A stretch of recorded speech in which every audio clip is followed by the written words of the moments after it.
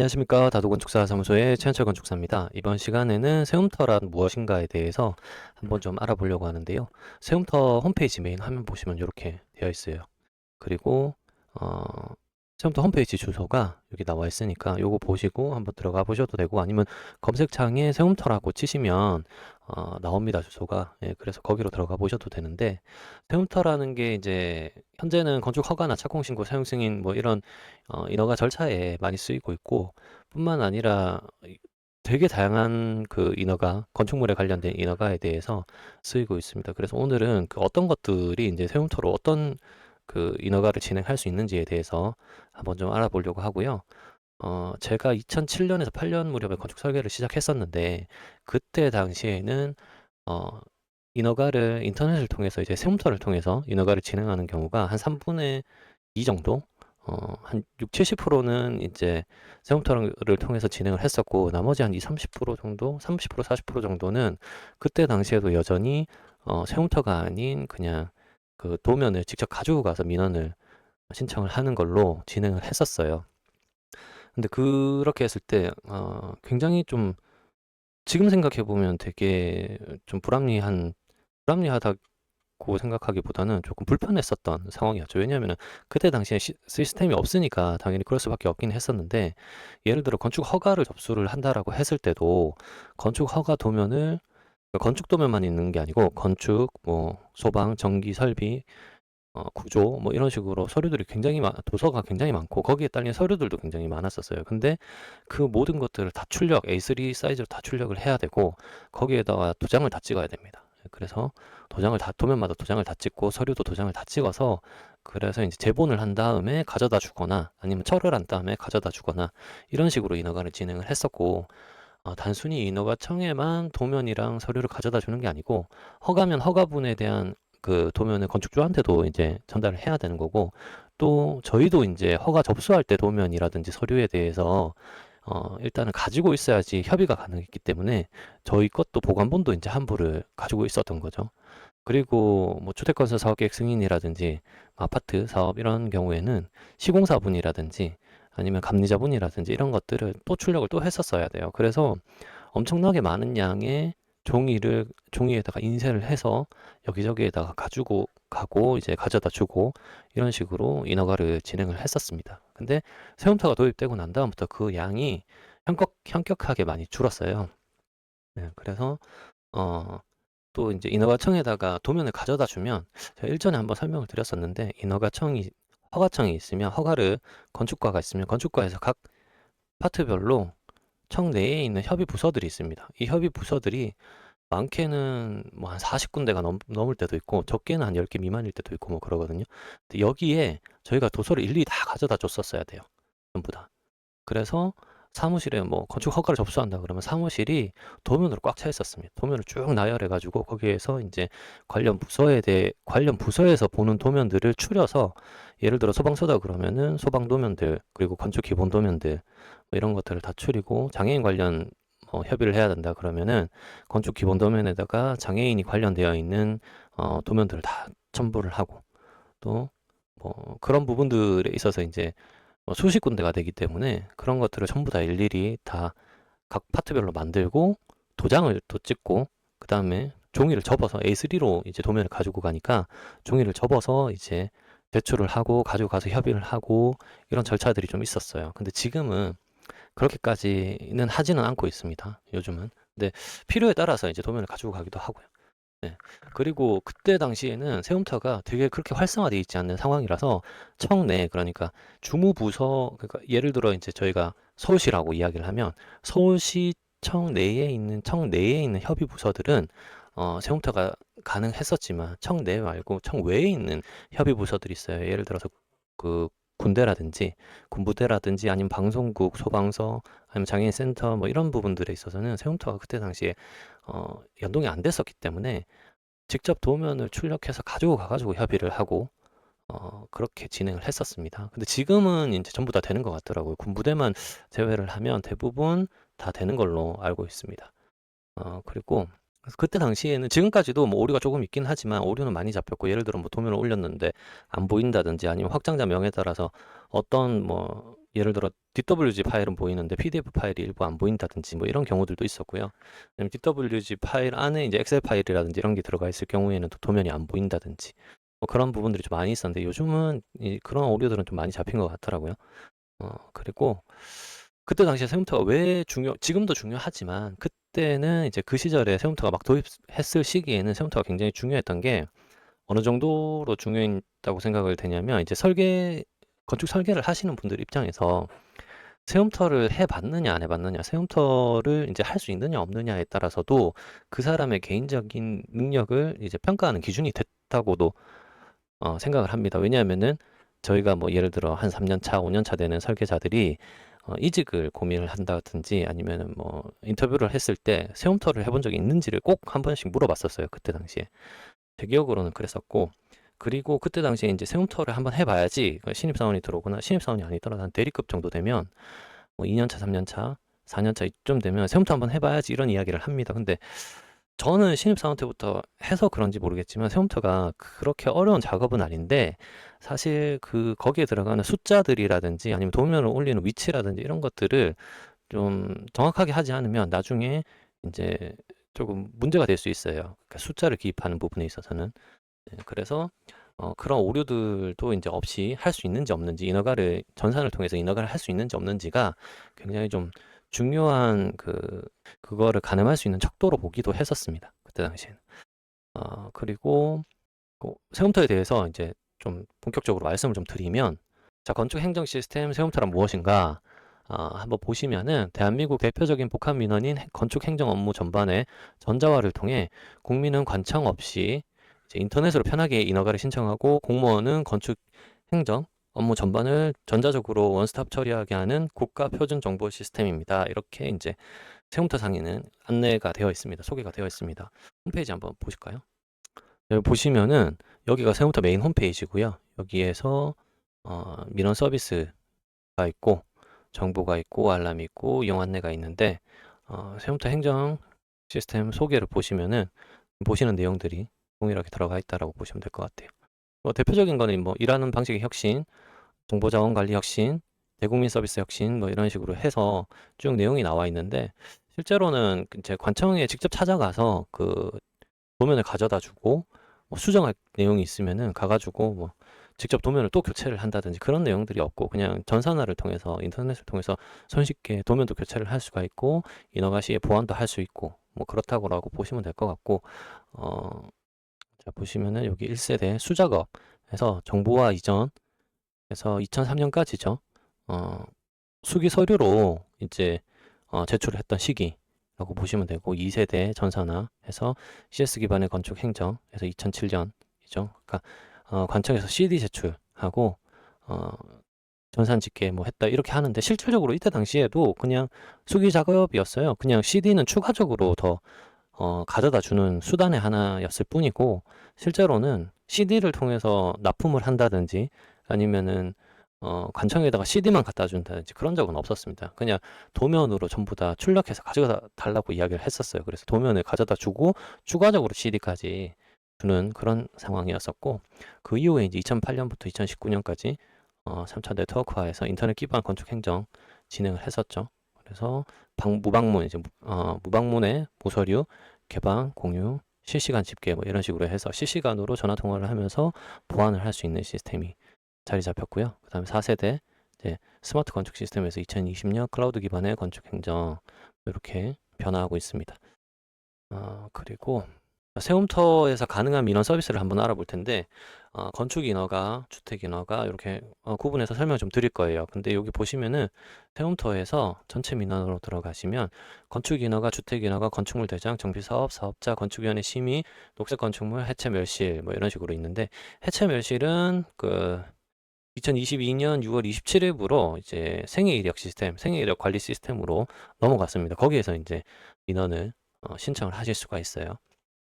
생애 이력은 한 번 더 설명드리도록 하겠습니다. 차후에 건축 인허가 같은 경우에는 건축 허가 에서 건축 허가 착공 사용 승인이 있는데 허가가 있고 또 신고가 있고 건축 신고가 있고 공작물 축조 신고, 가설 건축물 축조 신고, 결합 건축물 건축 협정, 단순 민원 이런 식으로 있고요.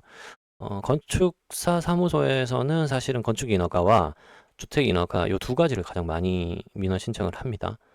그래서 주택조합 인가신고도 여기서 하게 되고요. 단순 민원에서 민원 뭐 제기했다가 취소하거나 취하하거나 그런 내용들도 있고, 관리규약의 제정 및 개정 등 신고, 주택건설 사업 관련해서 여기 보시면 주택건설 사업계획 승인이 있습니다. 가장 많이 하죠.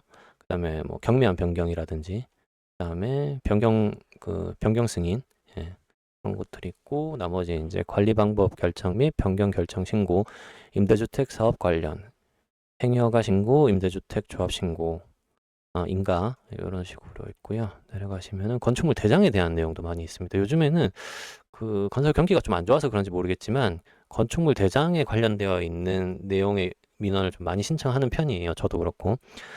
그래서 건축물 대장의 생성 신청인데, 이거는 기존 건축물은 대부분 건축물 대장이 있습니다. 없으면은 불법 건축물이겠죠. 근데 건축물 관리 대장용 도면이 없는 경우가 많이 있어요. 그래서 이제 건축물 관리 대장용 도면을 등재시키기 위한 그 민원을 요즘은 좀 많이 하고 있습니다. 그래서 생성 이기 전환 합병 신청, 말소 제작성 신청, 보존 재해 증명 발급 신청, 표시 소유자 지번 관련, 분리 결합 신청, 전유부 변경, 변경도 많이 하죠. 분할 합병 신청을 좀 많이 하는 편이죠. 그리고 단순 민원 이렇게 있습니다. 전유부 변경에 대해서는 앞으로 한 번 더 설명을 드릴 텐데, 요거는 전유부 변경이라고 하면 일반 건축물에서 전유부 변경 아니죠. 그 집합 건축물에서 전유부 변경을 좀 많이 하는 편입니다. 그리고 정비 사업에 대한 내용이 좀 나와 있고요. 정비 사업의 조합 등 설립, 계획 수립 조합 설립, 사업 인가 관리 처분, 착공 분양, 준공, 정비 사업 전문 관리업, 단순 민원, 소규모 주택 정비까지 정비 사업 카테고리 안에 들어가 있습니다. 그리고 사업자 같은 경우에는 건축사 사무소 개설 신고도 세움토를 하게 돼 있어요. 저도 세움토를 통해서 했었고, 사무소 개설 신고라든지 주택 관리업에 대한 신고 사항들, 그다음에 주택 임대 관리업, 주택 관리 사보, 주택 관리사, 단순 민원 이런 것들 이제 어, 이런 민원들이 또 들어가 있고요. 건축위원회 심의도 많이 합니다. 건축위원회 심의 신청도 예전에는 그냥 그 심의 신청을 세움토를 안 했었어요. 세움토를 안 하고 어, 심의 신청을 그냥 관에다가 직접 이야기를 합니다. 이야기를 하거나 아니면 심의 신청서를 작성을 하는데, 심의 신청서를 작성을 안 하고 그냥 진행했던 경우들도 있어요. 그냥 심의 도서만 가져다 주고 바로 심의에 상정하는 경우도 있었고, 그때 당시에는 이제 좀 체계가 되어 있지 않다 보니까 예전에는.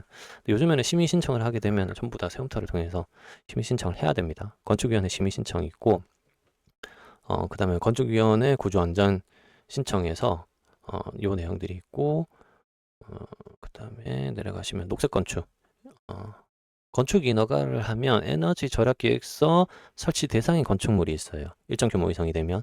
그럴 경우에 세움터를 통해서 에너지 절약 계획서를 작성을 하게 돼요. 그 안에 이제 별도의 카테고리가 있는데, 거기에서 이제 세움터를 통해서 신청하는 걸로. 그리고 해체 멸실은 생계 이력으로 이제 넘어갔다. 요 내용 아까 설명드린 거고요.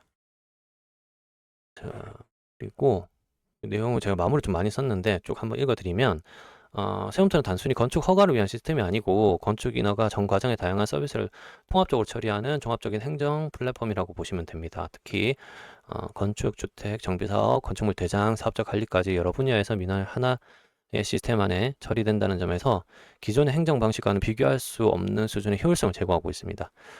굉장히 효율적이에요, 요즘에는. 예, 그리고 실무적인 관점에서 봤을 때 세움터에서 가장 많이 기본이 되는 서류 중 하나는 대리인 위임장인데, 대리인 위임장은 보시면은 세움터 들어가시면 이용 안내에 대리인 위임장 서식이 있습니다. 이 대리인 위임장 서식을 한번 열어보시면, 여기 보시면은 이게 대리인 위임장인데요.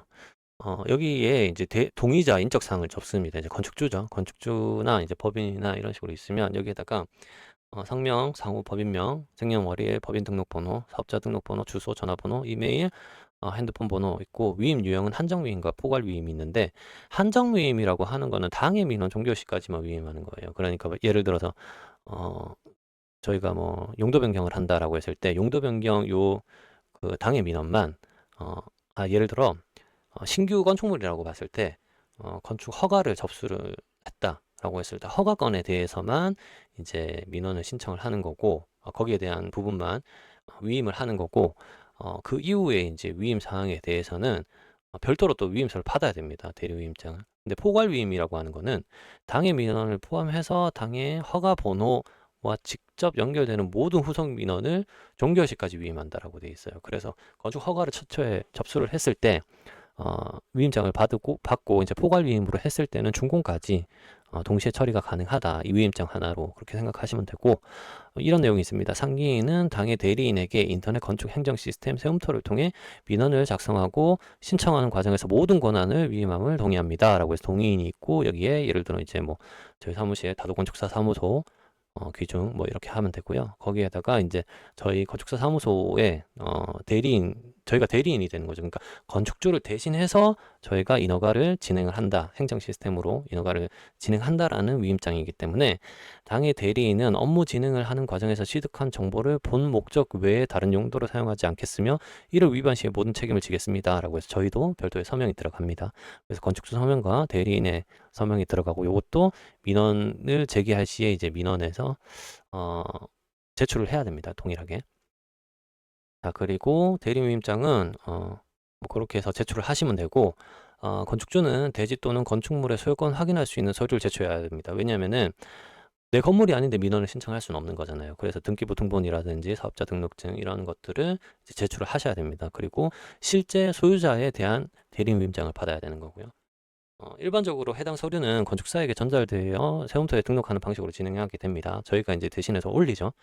네, 그리고 세움터상에서 건축주란에 서명란이 있습니다. 별도로 민원을 신청하게 되면은 건축주가 공인인증서를 통해서 서명을 하게 되는데, 그 부분을 서명 안 해도 돼요. 대리인 입장을 넣으면. 저희가 대리하는 저희 건축사 사무소에 이제 공인인증서로 인증을 하게 되면, 그리고 이제 대리인 입장이 있으면 건축주가 날인한 걸로 보게 됩니다.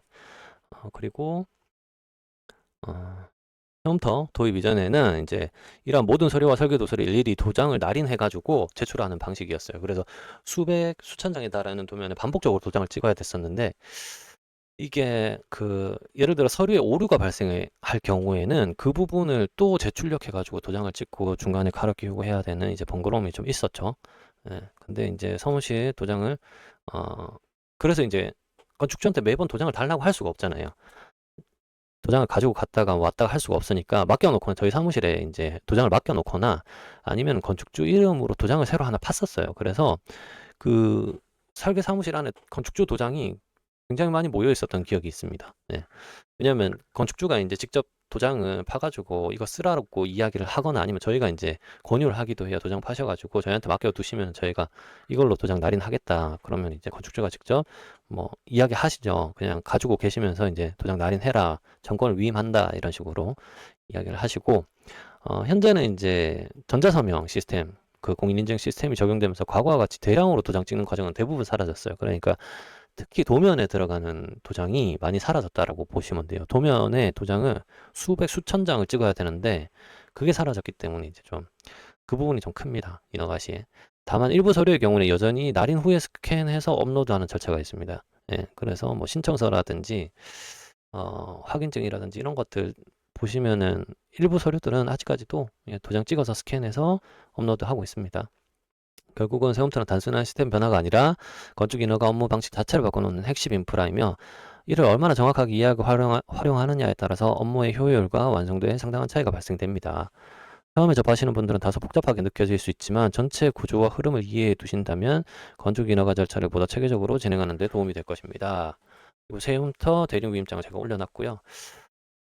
그렇습니다. 오늘은 세움터에 대해서 이제 설명을 좀 드렸는데, 세움터 통해서 굉장히 많은 민원을 해결합니다. 대부분 건축사 사무소에서 민원을 신청을 할 때는 세움터로 한다라고 보시면 돼요. 세움터하고 요즘에는 이제 생애 이력, 요 두 가지로 한다고 보시면 되는데, 세움터가 이제 압도적으로 많은 민원을 처리를 하고 있죠.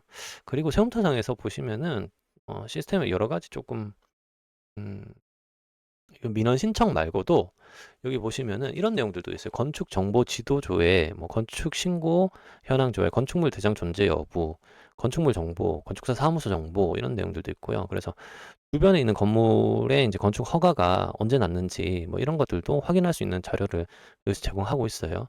그다음에 공개 자료실, 용어 사전, 취업 정보, 배너 모음, 법령 정보, 건축 심의 정보 공개 뭐 이런 식으로 있고, 어, 정보에 대한 여러 가지 정보도 제공을 좀 하고 있습니다. 그래서 여기에서 많이 쓰는 거는 허가 허가 신고 현황 조회를 많이 씁니다. 건축 허가나 신고를, 그러니까 예를 들어 옆 건물에 건물을 지었는데 거기에 이제 허가가 어떻게 났는지, 신고를 어떻게 했는지, 어떤 용도인지 좀 알아볼 때 허가 신고 조회를 좀 쓰기도 하고요.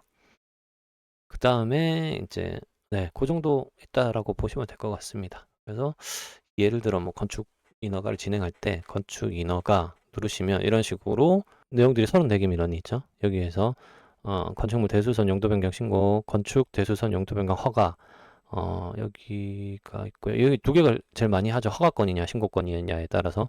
그 다음에 자주 찾는 게 이제 관계자 변경 허가 신고가 있고, 그 다음에 사용 승인 있고, 그 다음에 착공 신고 있습니다. 그러면은 요게 이제 건축물 허가, 이제 착공, 사용 승인 이런 식으로 좀 많이 하는 민원, 많이 찾는 민원이죠. 예, 이런 식으로 있고, 여기에서 예를 들어 건축 허가 들어갔어요. 건축 대수선 용도 변경 허가 들어가서 서울시 예를 들어서 들어가면 강남구청을 들어가 보겠습니다. 그럼 민원 신청을 하시면 새 창이 하나 뜨는데요. 여기 보시면은 이제 기본 개요가 있고, 동별 및 층별 개요, 건축 허가 검사 조서 뭐 이런 식으로 쭉 있습니다. 여기서 그러니까 신규 작성으로 먼저 눌러야 돼요. 신규 작성을 누르고 구분의 일반, 그 다음에 신축이라고 했을 때 여기에서 이제 저장을 누르면 이 오른쪽에 설계 도서를 올리는 란이랑 이제 자료 검증이라든지 이런 별도의 탭이 뜹니다. 여기에도. 그리고 기본 기호에 이제 보시면은 건축주 란이 있고요. 그다음에 설계자란, 그다음에 대지 조건, 그다음에 택지 조성 기호, 뭐 이거는 택지 개발 지구인 경우에, 그다음에 전체 개요가 있습니다. 전체 개요를 적고 하수 처리 시설 관련해서 급수 시설, 주차장, 인근 주차장이 있으면 인근 주차장 대지 위치, 시공 기간, 대수선 개요, 공적 공간, 건축 기준 특례 뭐 이런 식으로 쭉 내용이 나오고 동별 및 층별 개요 들어가시면은 또 별도로 동별 개요랑 층별 개요로 기입할 수 있는 부분이 나옵니다. 그래서 이런 식으로 민원을 접수를 하시면 됩니다. 네. 자, 그러면 오늘은 그 세움터에 대해서 한번 알아봤고요. 다음 시간에도 좀 더 유익한 정보를 제공할 수 있도록 노력하겠습니다. 다도건축사 사무소의 최현철 건축사였습니다. 감사합니다.